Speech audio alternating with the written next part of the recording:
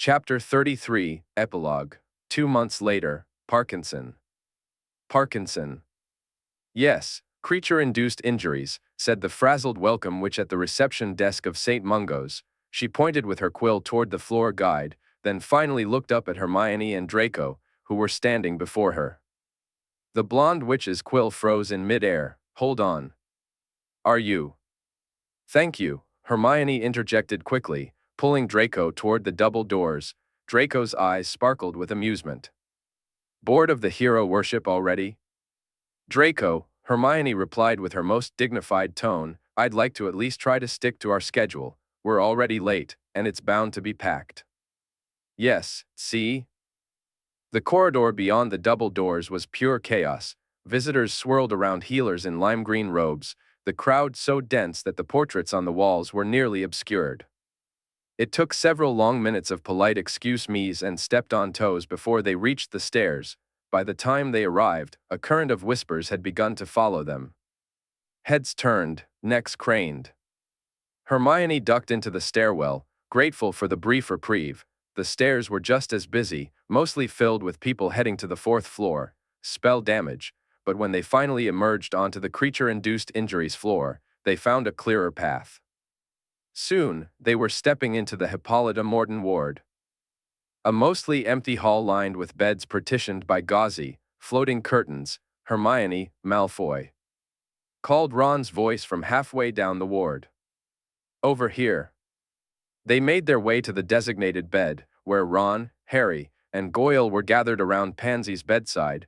Pansy herself sat up in bed, looking artfully bored, a copy of which Weekly spread open on her lap. After exchanging hugs and greetings, Draco and Hermione pulled up 2 more seats at the end of the bed. What happened, Pansy? Hermione asked, trying to keep her voice steady despite her concern. Draco glanced at her bandages. I thought they were supposed to discharge you on Monday. They were, Pansy replied, casting a glum look at her wrappings. But then a lot of bruising appeared out of nowhere, so they're running more tests, apparently. I'll be here for at least another week. Well, Ron said, feigning indifference. More time to learn. What was it? He leaned forward to read the cover of Witch Weekly, 7 wand-free ways to put that special wizard under your spell. It's a worthless list, Pansy shot back. They don't even mention how to avoid getting an Azkaban sentence. Laughter erupted around the bed, Ron's ears turning a satisfied shade of red, while Pansy seemed a bit uplifted. Hermione stole another glance at Ron, noticing the dark circles under his eyes, mirroring Pansy's. After the battle, Pansy had spent 2 weeks in the Hogwarts infirmary. St. Mungo's had been so overwhelmed with injured patients that anything deemed non-life-threatening was sent to less-equipped hospitals across the country. Although Nagini's bite hadn't worsened at Hogwarts, Madame Pomfrey lacked the resources to properly treat it. Eventually, in mid-June, after experiencing troubling side effects, Pansy was transferred to St. Mungo's. Throughout it all, Ron had been there nearly every day, even spending nights at Pansy's bedside. Their shared space had become cluttered with mementos, hand-drawn get-well cards from Pansy's younger brothers, Ron's battered chess set, 2 impressive bouquets from Theo Knott and Blaise Zabini.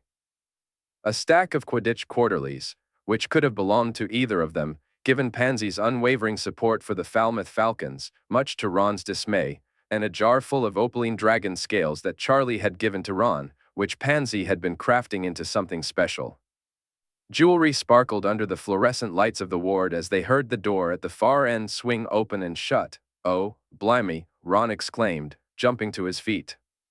That'll be them.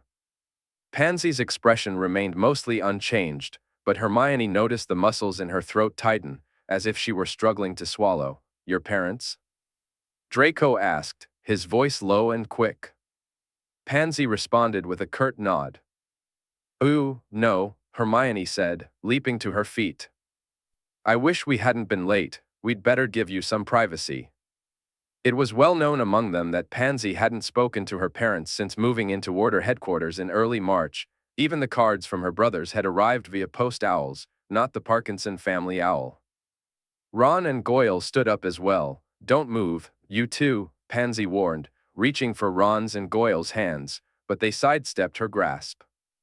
"Ron, Greg, it'll be better if you're on your own," Goyle said, his tone serious. Hermione was still getting used to hearing Goyle speak in full sentences. Each word felt deliberate, as if he were pouring all his concentration into it.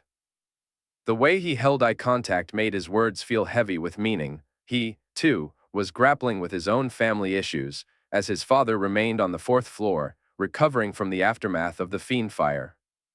As Hermione hurried away, she heard Ron murmur, "We're just outside, all right?" She managed a stammered hello to the Parkinsons as they passed, avoiding their eyes.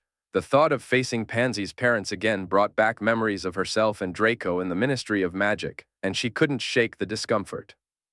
In the hall, they narrowly avoided a healer escorting a patient with an elephant's trunk for a nose.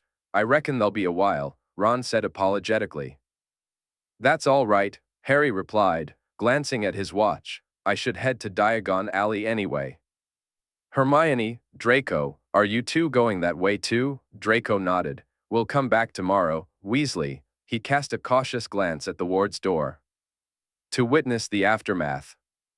"It'll be all right," Ron said, trying to sound reassuring, though his voice hinted he was convincing himself more than anyone else. "Go on. And take the back exit, you'll get less swarmed that way."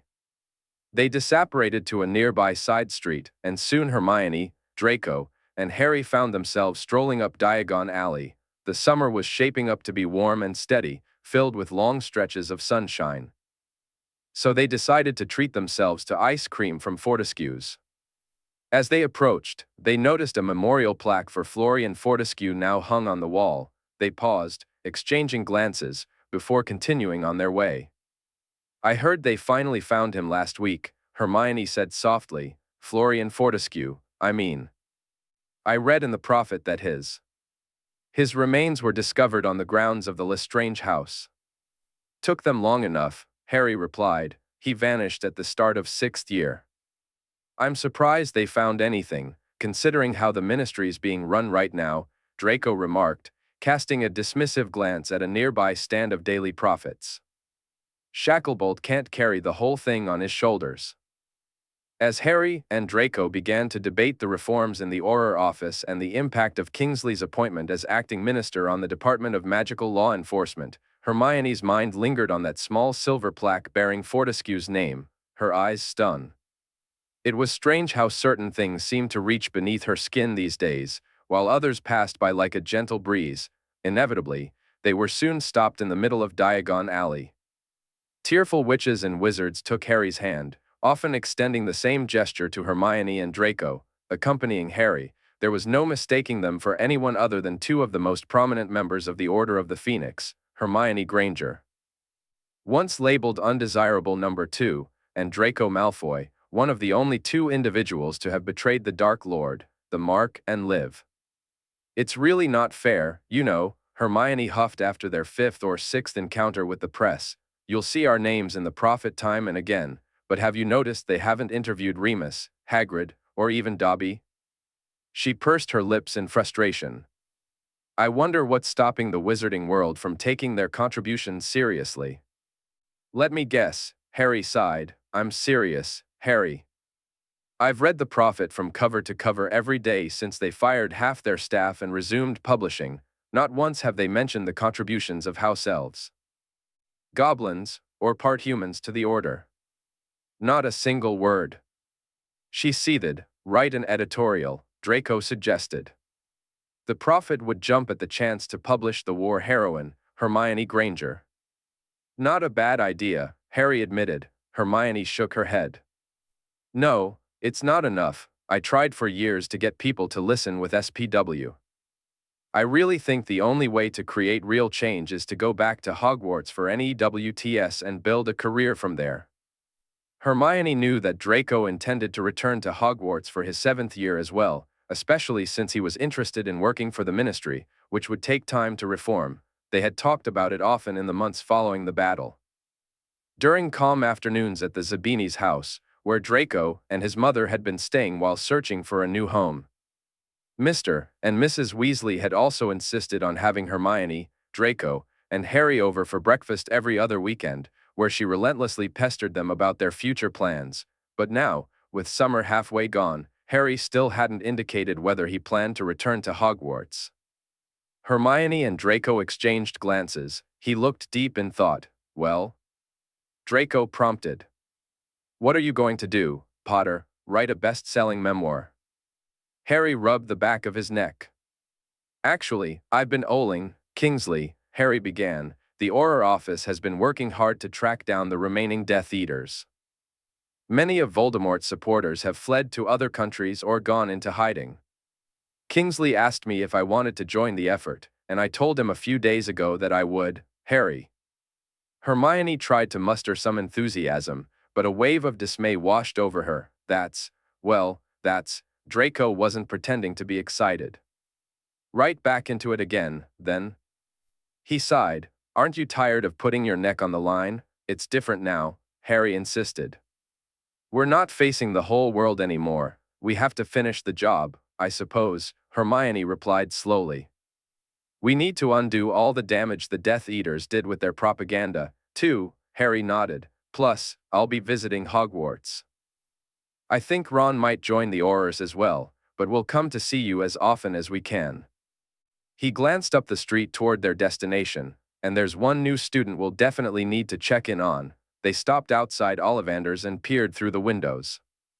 Hermione spotted Ollivander behind the counter, accompanied by a bouncy blonde head. Luna had agreed to be his assistant for the summer, which was perfect for her since it allowed her to visit her father in St. Mungo's more easily from Diagon Alley. Both she and Ollivander were waving goodbye to someone who just stepped through the doorway, beaming.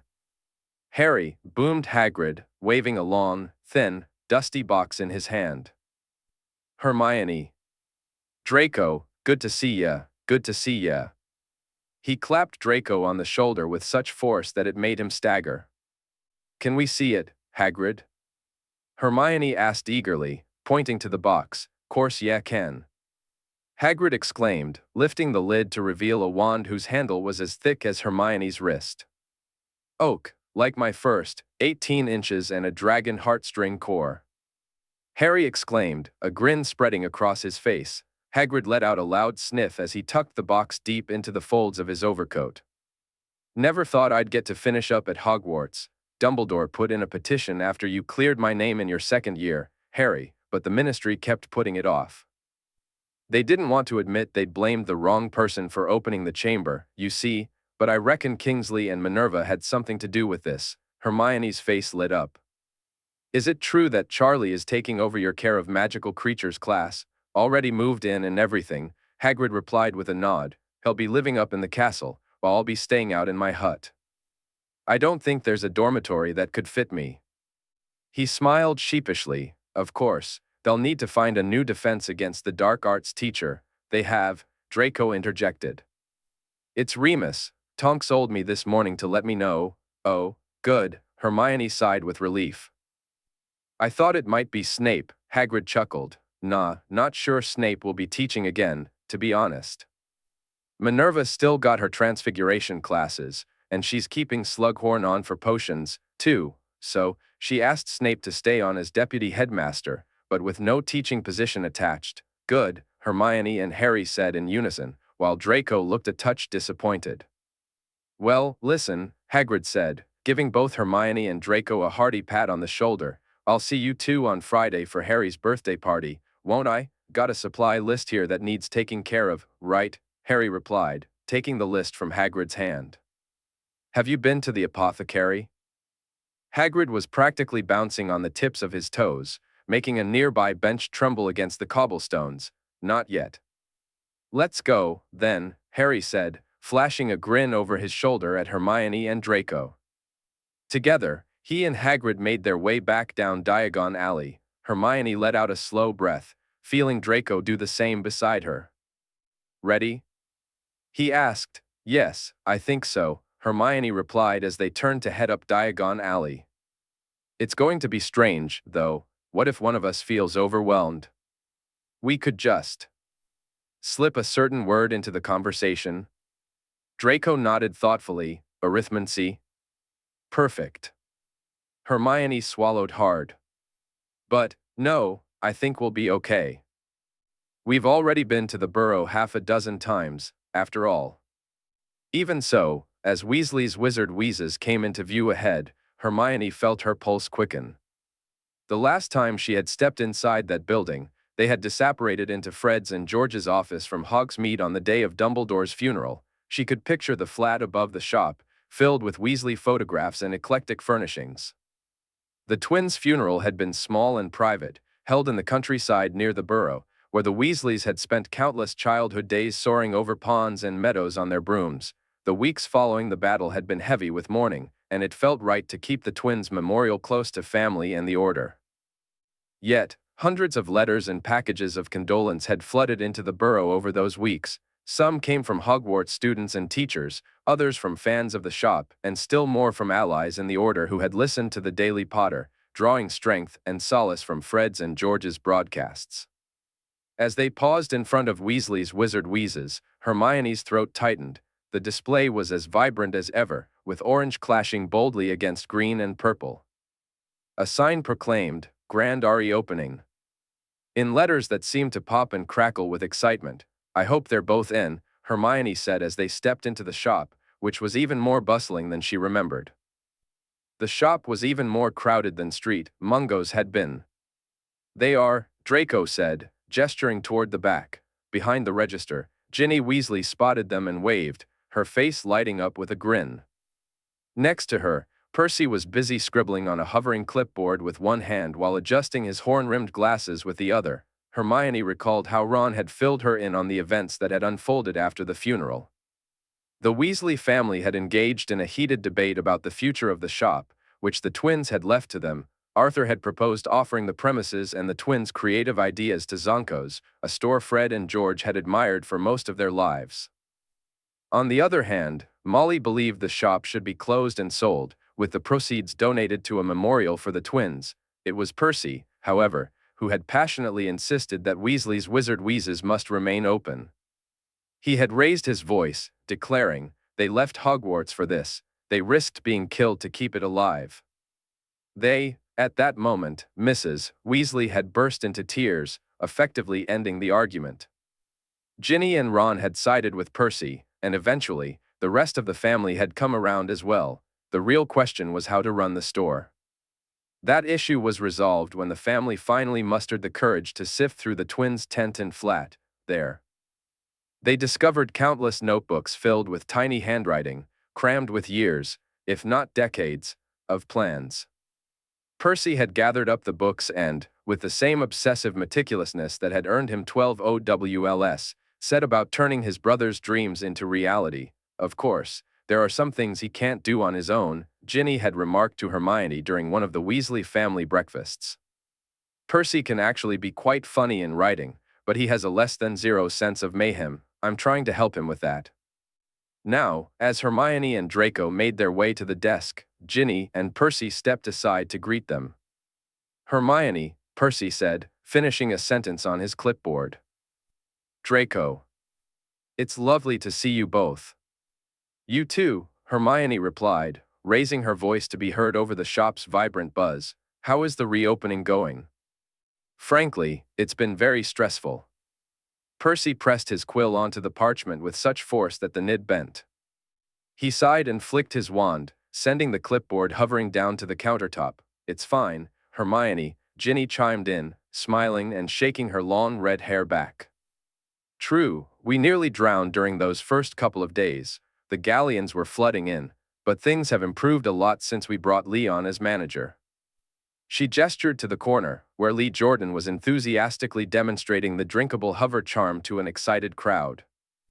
The labels on the iridescent bottles proclaimed, "Add some lift to any party." "That's all well and good for now," Percy said, a hint of irritation in his voice, "but once you go back to Hogwarts, Ginny, we'll have Lee handle most of it and hire someone else to fill in." Ginny replied patiently. "Or, I could just—" "No," Percy interrupted firmly. "You're going back for your 7th year, and that's final." "Merlin. You sound just like Mum." "Harry didn't go back for his 7th year." To be fair, Draco pointed out, Potter was busy being the figurehead of a revolution. Ginny shrugged, I suppose I'll have to find another revolution to spearhead, then. Hermione laughed. We'll be back at Hogwarts too, Ginny, and we just heard that Remus is coming back to teach defense. Ginny perked up. Well, that's one good reason to go back. And, Percy added, you'll need an EWT-level magic if we're going to develop the rest of these ideas, Ginny.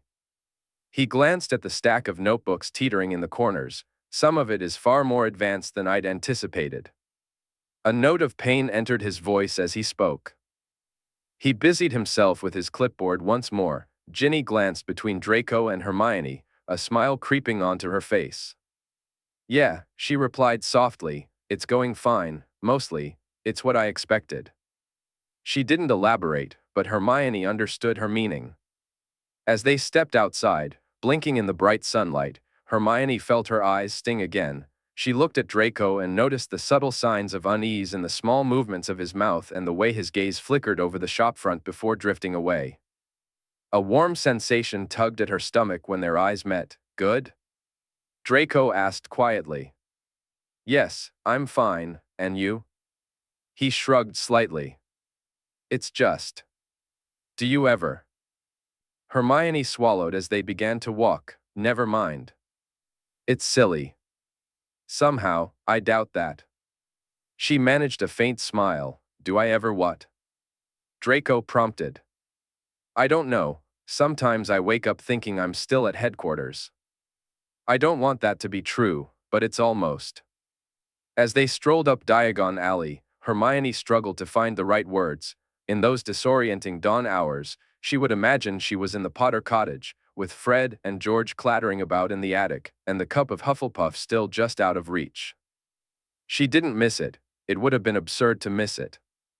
Yet, there was something comforting about the idea of everyone emerging unscathed, something about the impossible hopes she had allowed herself to nurture in that pressure cooker environment. I know, Draco said, his voice low. If it were true, there are things we could try again. Hermione understood he was referring to his father. They walked in thoughtful silence for a moment before she squeezed his hand and suggested, well, that was the last thing we had to do today. What if we circle back to Flourish and Blots? There are a few more things we need to take care of, actually. Draco had regained his composure. Really? I could have sworn, your perfect memory isn't failing you, Granger, don't worry. Worry, he said, slipping his arm around her shoulders, just follow me. Beside Quality Quidditch Supplies stood a pale blue door. Draco rested the tip of his wand against the silver knocker for several seconds. And to Hermione's surprise, the door melted away into nothingness. Oh! She exclaimed, spinning to face him. Is this, have you finally? I have no idea what you could possibly mean, Draco replied, leading her over the threshold into a foyer bathed in light. A stained glass ceiling scattered droplets of colored light onto the leaves of hanging plants and the intricate mosaic floor below. Directly across from them stood a wall adorned with 7 doors. Draco approached the 7th door, pulled a heavy brass key from his pocket, and inserted it into the keyhole. We moved in last night, he said, decided to get out from under Zabini's feet. With a turn of the key, he opened the door to reveal the flat. Hermione let out a soft laugh. What? He asked, curious. Nothing, she replied, stepping inside, but it's no surprise, is it? Draco had to admit she had a point. The apartment had a traditional charm. This building, constructed in the late 1700s and enchanted in the 1890s, featured dark wooden floors that gleamed with age and polish. Heavily curtained French windows opened onto small balconies that overlooked Diagon Alley from their 7th-floor perch. The rugs were imports, while the furniture was distinctly domestic. His mother had commented favorably on each of these details as they had walked through. I don't understand, Hermione said, running her hand along the tufted back of the sofa. I thought you wanted to live out in the countryside. I did, but my mother thinks it's best to stay closer to the heart of things, for now. Why? Draco straightened one of the portraits by a millimeter. The portrait's inhabitant, a black stallion, reared back and snorted at him for daring to touch the gilt frame. She believes we should take an active role in polishing the Malfoy reputation, which, in practice, means donating thousands of galleons to everything that moves. Hermione glanced down the long hallway. Where is she? At the manor site, apparently, they're planning to reconstruct it as a historical monument. You can walk through and see the ballroom where they hosted the International Confederation of Wizards in 1824. Just mind the guard ropes and that sort of thing. Do you think you'll go back? Draco hesitated, feeling a twist in his chest at the thought of the blackened ruin. Maybe after school, he replied, but he noticed that Hermione looked somber now. This wasn't what he had intended by showing her the apartment. He had hoped she would be excited. Here, he said, beckoning her toward the door, there's one more thing we need to do. Half an hour later, they found themselves seated at a table for two at Arialo, a restaurant perched near the top of Diagon Alley. Its space expansion charms had required over 50 separate permits from the Office of Spatial Stability. What appeared from the outside to be a modest third-floor studio flat in a brick apartment building transformed into a stunning four-tiered wooden terrace overlooking a sparkling lake as they entered. The top level was adorned with silvery octavines, their flowers gently clinking against each other in the breeze like delicate chimes. Draco slipped into the behavior his mother and father had instilled in him. He took Hermione's bag to hand to the waitstaff and withdrew her chair before she Saturday. Throughout these gestures, an air of tension hung between them, laced with gentle irony, a quiet laughter just waiting to emerge. As Hermione thanked him and perched on the edge of her chair, he felt as if they were playing pretend in some way. 2 months of freedom, and yet moments like these still felt surreal, as if unreality was woven into their new reality. People were looking their way. Just as he had once imagined they might, but not because he was a Malfoy and Hermione was Muggle-born, nor because they were in imminent danger. A wave of pleasure washed over Draco as he settled into his seat, savoring every ounce of the experience, the ambience, the company, the moment.